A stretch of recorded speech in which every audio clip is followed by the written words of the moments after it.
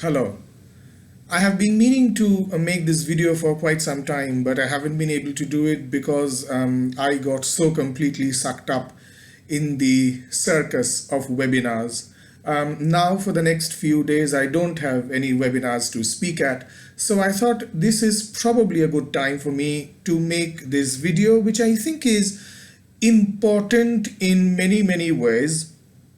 But I think for me, the most important reason for making the video is that I am rather worried about the ever-growing kind of transphobia which one is beginning to note in Western feminism.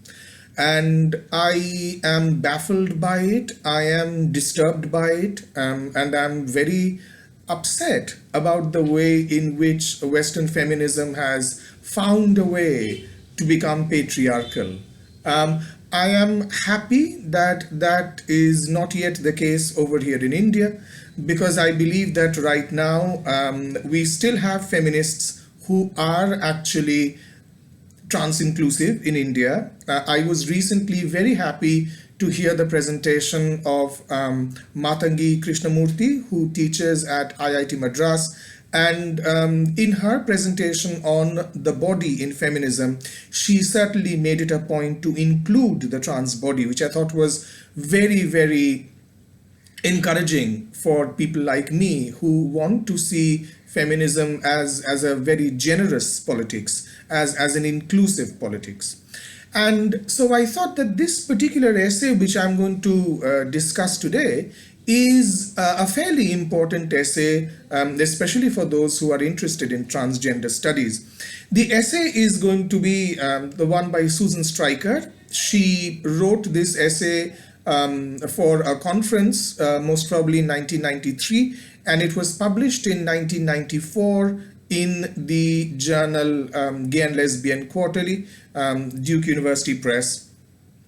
And this essay, which is called My Words to Victor Frankenstein Above the Village of Chamounix, is a rather wonderful piece of work, because what she manages to do is that she uses Mary Shelley's novel Frankenstein to make a very cogent case about what it is like to have a trans body. So what she does is that she uses the idea of the monster, and she uses the idea of the monster to basically present the trans body as a monstrous body. And she therefore theorizes the monster as a patriarchal creation. And she also goes into the root of the word monster to also better explicate exactly this very sort of interesting, very queer way in which she has managed to mobilize the word monster for her transgender rage. Now, Susan Stryker started her life as a boy. And you know, she talks about it in her essay as well. She started her life as a boy, as a part of the Mormon community in Oklahoma. So you can imagine that she comes from an extremely conservative background. But you know, Susan Stryker today is a trans lesbian. She has a PhD, and I think she is teaching at the moment at the University of Arizona.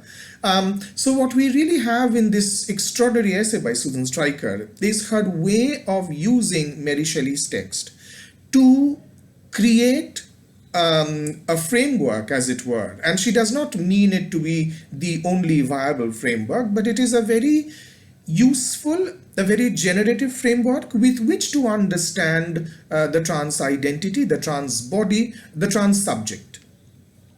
Now, she begins to think about her identity very much around the time when Judith Butler publishes Gender Trouble. So as you very well know, Gender Trouble came out in 1990. And what we find is that around 1991, we have the creation of Queer Nation, which is sort of an LGBT activist group. You certainly have in 1991 the concretization, well, concretization is the wrong word to use, but certainly the formation, a very inchoate formation of queer theory. Although queer theory, the term was inaugurated in February 1990, as I have said previously. In 1992, you have Transgender Liberation, a movement whose time has come. This is a pamphlet that is being published by Leslie Feinberg. One has to note that as well. So that is happening in 1992. And also in 1992, with an affinity to Queer Nation, you have the establishment of the Transgender Nation. Now, all of this that I'm saying, you can actually hear it from Susan Stryker's own lips, because there's this rather wonderful talk that she gave, which you'll be very happy to know is available on YouTube, so you can certainly hear the talk for yourself. For those of you who are not going to hear that talk immediately, I'm just giving you the broad outline in order to situate this particular essay. And it is during that time that she hears about a conference that is being organized called Rage Across the Disciplines, and she decides to send a paper to that conference. And it is this paper which is the paper that we are going to discuss right now, which is My Words to Victor Frankenstein Above the Village of Chamounix, henceforth to be abbreviated as My Words to Victor Frankenstein. Now, let me go on to the essay then without further ado. But before doing that, I would very quickly want to mention that when the proceedings of this particular seminar was published, this essay was not there. And the reason I think it wasn't there is because people simply didn't understand exactly where to fit in the essay. Is it an academic essay? Is it creative writing? Is it autobiography? Because this is such a queer essay in the sense that it simply does not conform itself to what we normally understand as being an academic essay. So the people who organized the conference clearly didn't understand what to do with it. So if you don't know what to do with it, well, you just chuck it. Luckily for us, GLQ, Gay and Lesbian Quarterly, they took it up, they published it in volume 1, issue 4, which came out in 1994. And I'm absolutely delighted that this particular essay has been made very kindly available to everyone. So this essay is something that you can actually download. You can read it for free. All that you have to do is go to the website of GLQ and you can read the essay. Having said that, I'm actually going to go into the essay in particular, and what she really starts to do here is that she says that she goes about her discussion by, first of all, and I'm very, very disturbed to see this, that she goes about her work by first recording instances of transphobia that she has actually experienced from trans exclusionary feminists. So those of us who actually believe, like I used to believe, that trans exclusionary feminist is a new thing, apparently it isn't all that new, because it was still there in 1990. There are two people that she mentions very, very specifically. She mentions the work of Mary Daly, and she mentions the work of Janice Raymond. These two people she actually explicitly names as somebody, as feminists who regard the transsexual as the feminist abject. Yes, so obviously, I mean, she's drawing from Kristeva. So the trans body or the transgender person becomes the feminist abject, and that is something which she starts off the essay with. She also goes on to say that trans women were excluded from cis lesbian organizations. She says that trans women were excluded from bisexual women's organizations. And these kind of constant exclusions from groups where she thought that she belonged it begins to form this identity of herself. Is that, how does the trans person create their subjectivity in the face of exclusions from feminism, when the trans person is clearly anti-patriarchal? So if I'm anti-patriarchal, but if feminism or feminist groups will not accept me either, where am I? Where do I situate myself? Because I cannot align myself with patriarchy, but feminist groups will not have me. So where does that leave me? And that is a very, very important question that Susan Stryker is troubled by. Then she spends some time actually looking at the word monster. And she says that if we look at the word monster, it comes from the word monere, which means to warn. And monere ultimately leads to the word monstrum, which means a divine portent. So therefore, it is almost as though the monster is a bearer of a message from the divine. So look at the way in which she completely refashions the term monster. She gives it this extraordinarily empowered, positive spin, which we normally don't give to the word monster. So she says that the monster is a warning, and the monster is a bearer of a divine portent. She also goes on to say that the relationship between Victor Frankenstein and the monster is very similar to the relationship between science and the transsexual. Just as science creates the transsexual, Victor Frankenstein creates the monster. She also draws a parallel between the hubris of the surgeon who is doing the sex reassignment or indeed gender reassignment surgery, which she thinks is very similar to the hubris of Victor Frankenstein. She does not restrict her analysis of Mary Shelley's novel just to the text itself. She takes a slight detour and she talks about a very famous film on Frankenstein by James Whale. Now, James Whale was a British film director who lived in Hollywood. What one really must understand is that James Whale was gay, so therefore the Frankenstein that he creates becomes very much a gay man, in the sense that, and she puts it very well, she says that what the Frankenstein's monster goes through or suffers in James Whale's film is the nightmarish loneliness and alienation of the closet.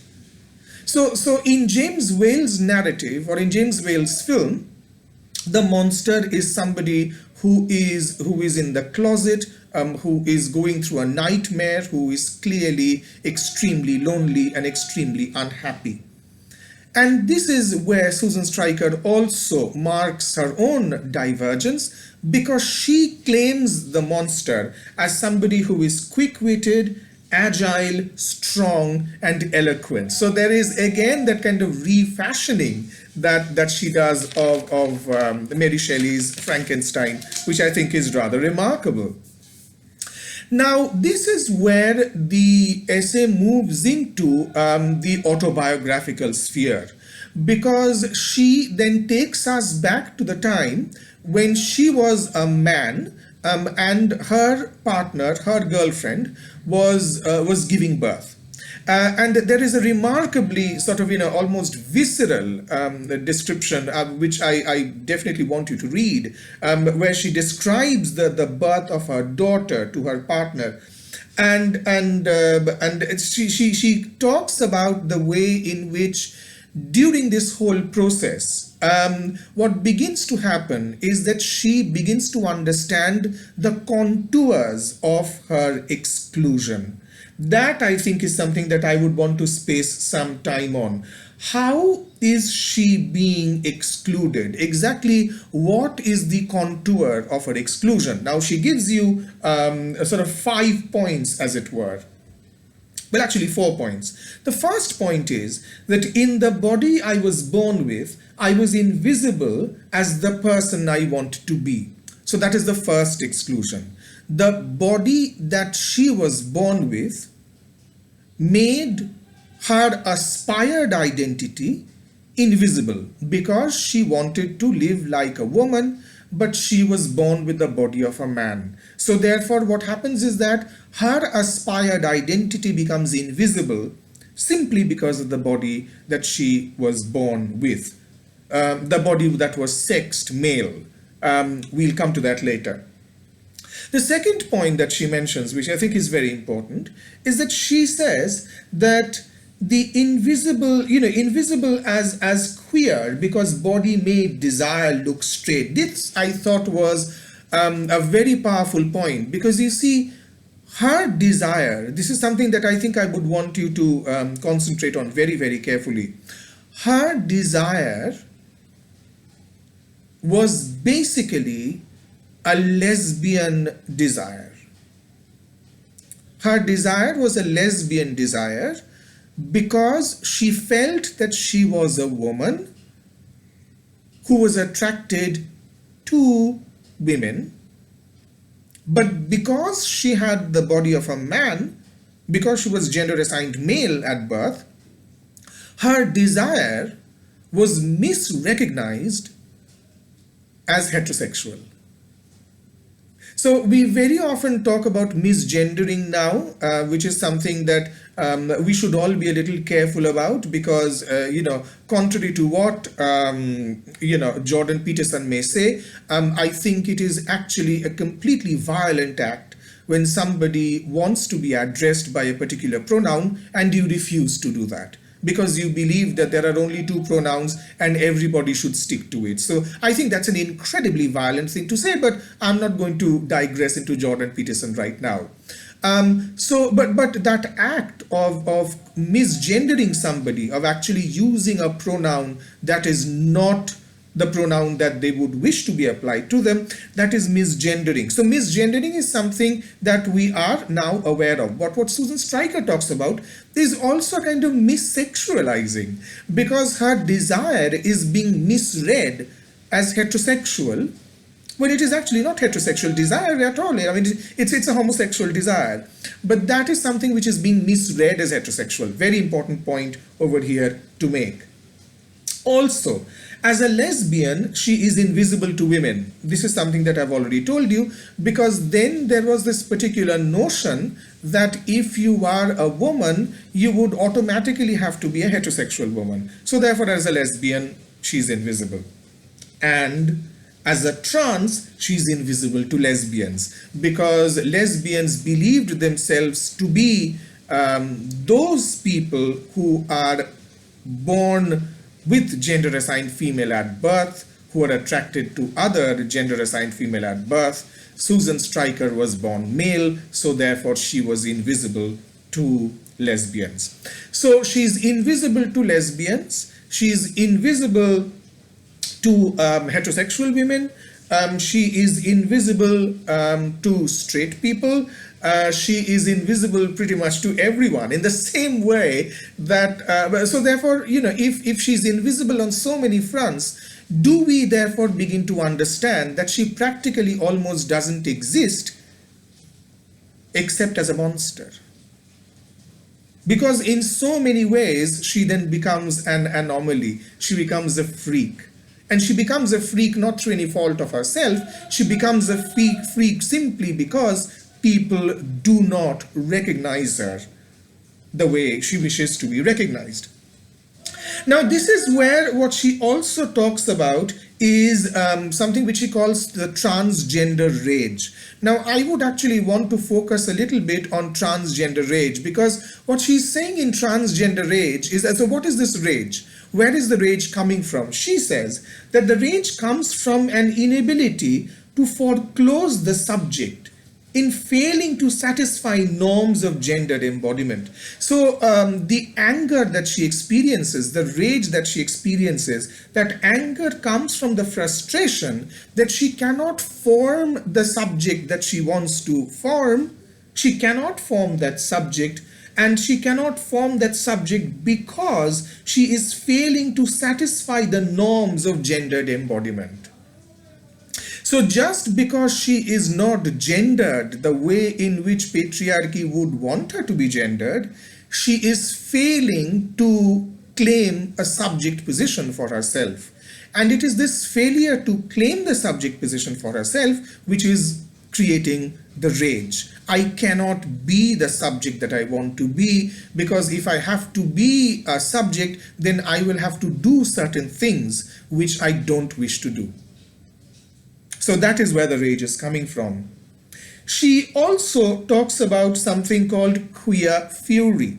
Now in queer fury, she says that, so what is a queer fury? Queer fury is a response to the conditions in which it becomes imperative to take up practices that excludes oneself from a naturalized order of existence as the only basis for being a subject. This is very, very similar, of course, to what she understands as transgender rage, because she says that, queer fury also comes from that sense of frustration, that I am being forced to perform in a certain way to acquire a subject position. So therefore my subject position, then, do you realize, is not quite a subject position at all, because that subject position is always already an object position, because it is being constructed from the outside. I don't have a say in the matter. And it is the absence of a say which I think is creating the fury, which is creating the transgender rage. And she then says that what I can do then is that the rage can then be turned into a transformative power. I can use my anger to transform the discourse, to make something out of what I already have. And of course, she actually does the transformation, because she transforms the word monster. That is how she does a transformation. And then towards the end of the essay, she says that right at the end of the essay, she says that all this rage that I have been feeling inside, it suddenly becomes very clear to me as to where this rage is coming from.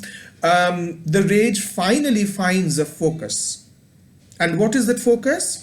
She says it. She says that the focus is the non-consensuality of the baby's gendering. So then she says, aha, now I understand what was making me so angry.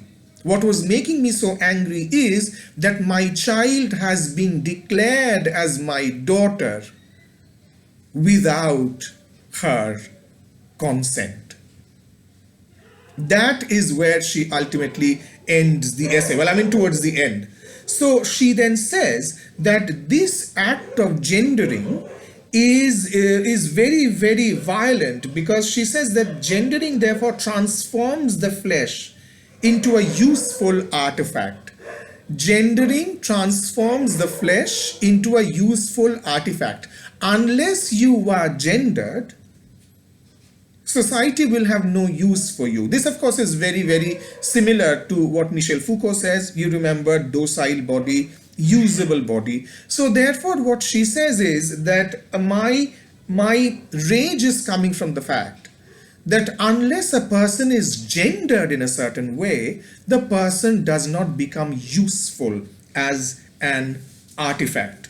She therefore says that gendering violence is the founding condition of human subjectivity. So she says that the human subject is formed at birth through a kind of violence, literary violence, and that violence is the act of gendering.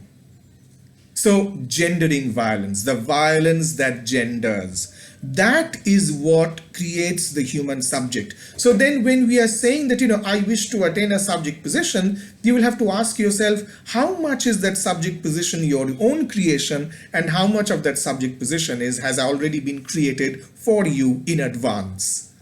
That, I think, is the question that we really need to ask. And in the most incredibly moving end with which she concludes the essay, she actually uses an epigram. She uses the epigraph from Milton. And in Milton, she quotes from Paradise Lost, Book 10, did I request thee, Maker, from my clay to mold me man? Did I solicit thee from darkness to promote me? Who asked you to make me? Who asked you to make me? So what she does is that she translates that, mind you, that this is something that Mary Shelley uses in Frankenstein. And she takes this quotation from Milton and she translates that question to mean, who asked you to gender me? So it is with that question that she basically ends this extraordinary essay. I would really want you to read it. I would really would want you to think about it, because I think that once you've read Susan Stryker's essay, it is going to become even more useful to you. Because it will help you understand the peculiar formation of trans subjectivity, better. So with that, I'm going to end this video. Thank you so much, and hope to see you for my next video, which I'm hoping will be very soon.